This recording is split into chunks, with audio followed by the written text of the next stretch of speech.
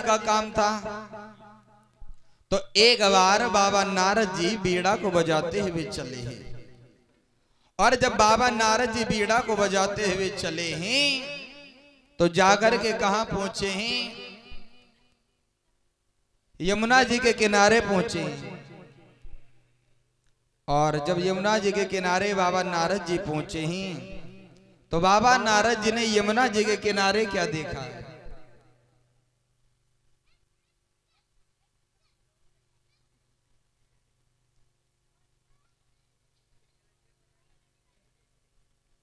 तो बाबा नारद जी ने क्या देखा है यमुना जी के किनारे?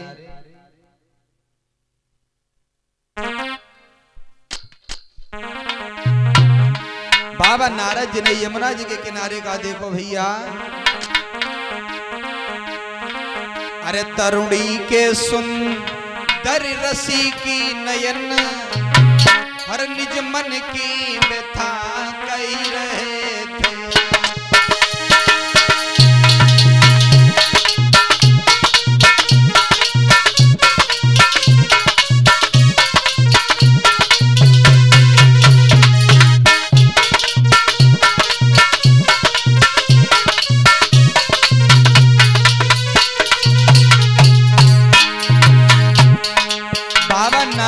यमुना जी के किनारे का देखो भैया,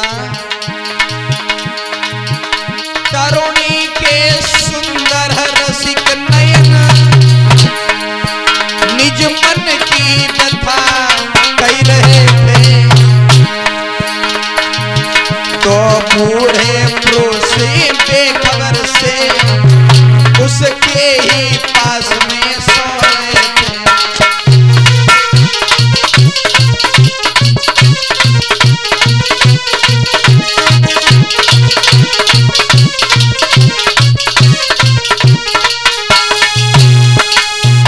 बाबा नारद जी ने देखा यमुना जी के किनारे एक स्त्री है।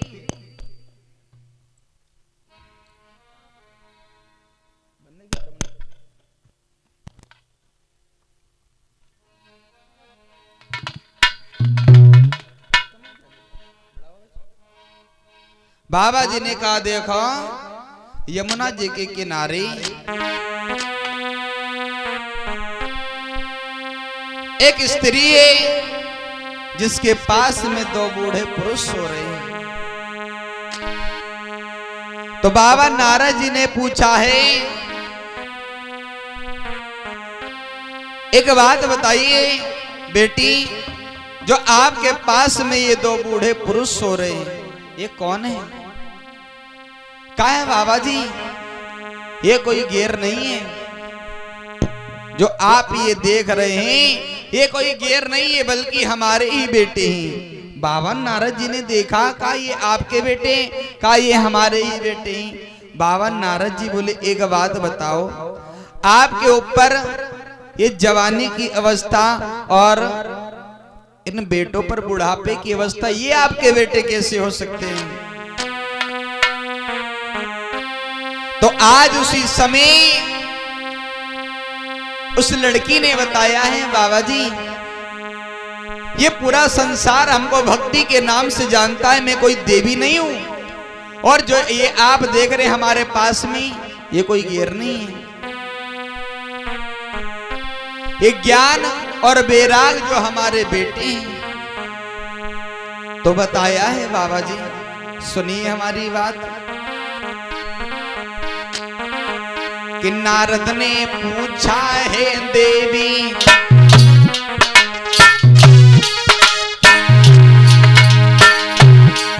नारद ने पूछा है देवी, इन पुरुषों का लक्षण क्या है?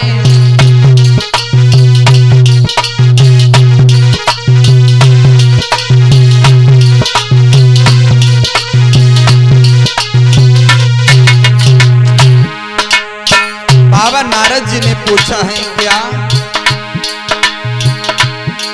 नारद ने पूछा है देवी, इन पुरुषों का लक्षण क्या है?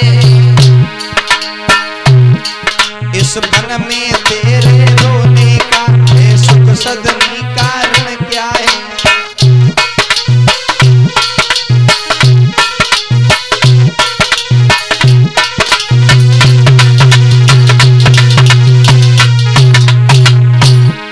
तो आज वो लड़की समझा करके बाबा नारद जी से बोली, बाबा जी सुनिए हमारी बात, मैं हूं लौकिक सुंदरी नहीं, सब मुझे भक्ति बतलाते हैं, यह दोनों ज्ञान विराग रूप मेरे बेटे कहलाते हैं।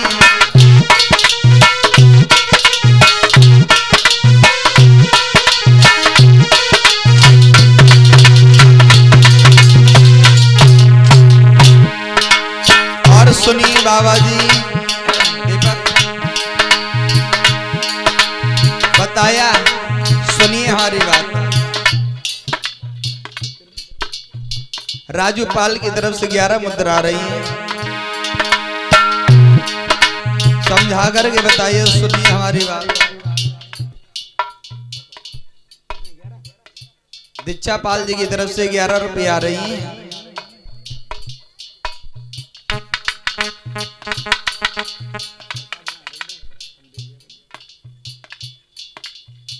अवंतिका पाल बिटिया की तरफ से 11 रुपये आ रही है और भगवान से कामना करते हैं अब कि जब अवंतिका बिटिया आए तनी बड़ी हुई जाएं।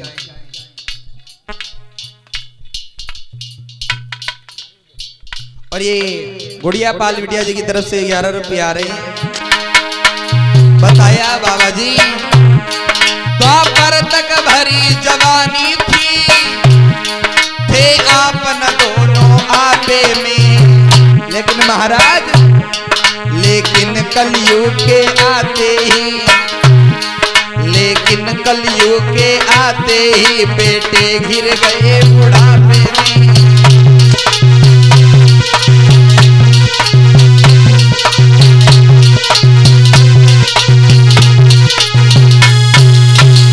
बाबा जी जब से ये कलयुग आ गया है हमारे बेटे को बुढ़ापे ने घेर लिया है, और जो बेटे को ऊपर जवानी की अवस्था थी वो हमारे ऊपर आ गई, और जो हमारा बुढ़ापा था वो बेटे के ऊपर चला गया।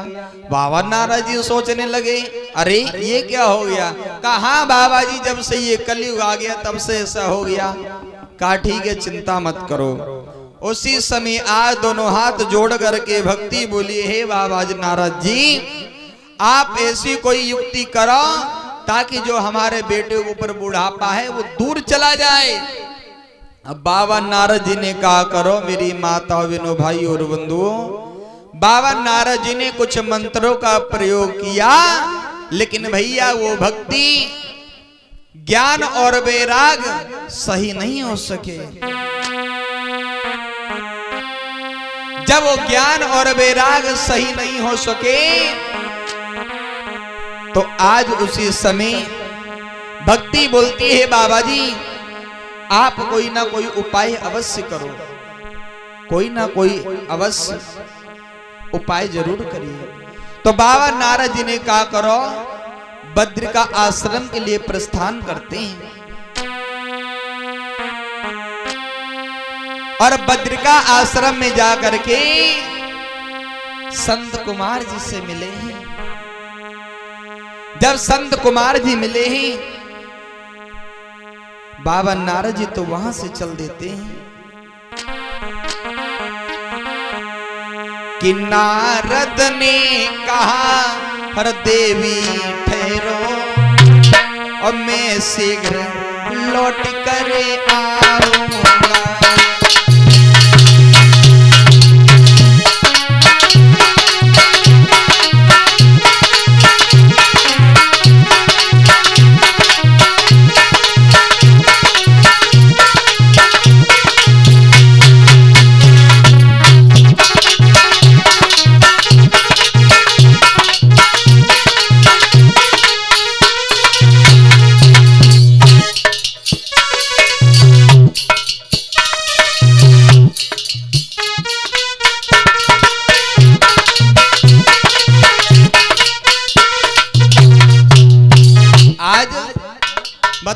सुनिए बाबा जी।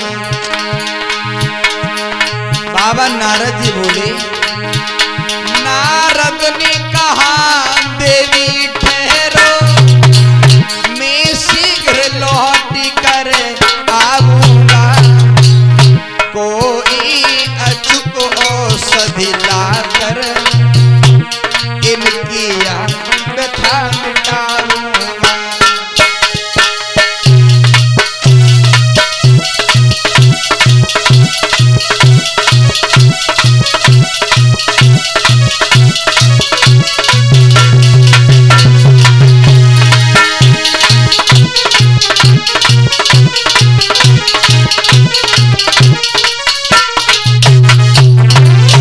बाबा नारद जी उसी समय आज पहुंच जाते हैं।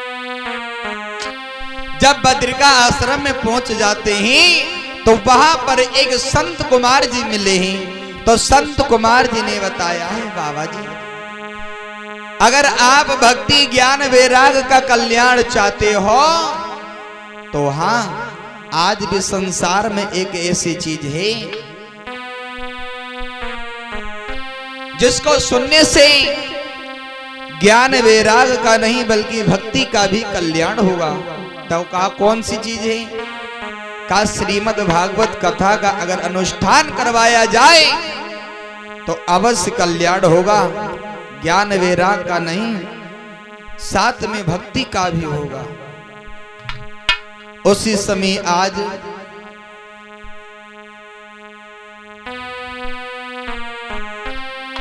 उसी वक्त आज बाबा नारद जी आए हैं यमुना जी के किनारे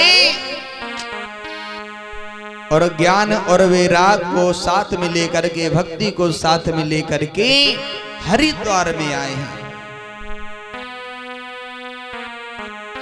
और जब हरिद्वार में आए हैं तो हरि नारायण भगवान की कथा प्रारंभ करवाई। भक्ति ज्ञान वैराग को तीनों लोगों को भगवान की कथा का रसास्वादन करवाया और कल्याण होता है भगवान की कथा को सुनने से। ऐसी ये भगवान की कथा है जिसको आज भी प्राणी अगर तन मन धन लगा करके भगवान की कथा सुनी तो आज भी कल्याण होता है। श्रीमद् भागवत कथा, श्रीमद् भागवत कथा का मतलब क्या होता है क्या नहीं होता है? सबसे पहले शब्द आ रहा है, जरा इन शब्दों को थोड़ा अलग अलग कर दिया जाए। श्रीमद् भागवत ये भगवान की एक ऐसी कथा है जिसको प्राणी तन मन धन लगा करके अगर आज भी सुने तो कल्याण होता है। श्रीमद् भागवत कथा, श्री का मतलब होता है लक्ष्मी और आगे शब्द आ रहा है मद। श्री का मतलब होता है लक्ष्मी, मद का मतलब होता है अहंकार। जिसके पास ये लक्ष्मी होती है उसके पास ये अहंकार ऑटोमेटिक होता है। श्री मतलब लक्ष्मी, मद का मतलब अहंकार और भा से भक्ति, गा से ज्ञान, वा से वैराग, ता से तपस्या और आगे शब्द आ रहा है कथा और कथा तो हरि नारायण भगवान की कथा ही। ऐसी भगवान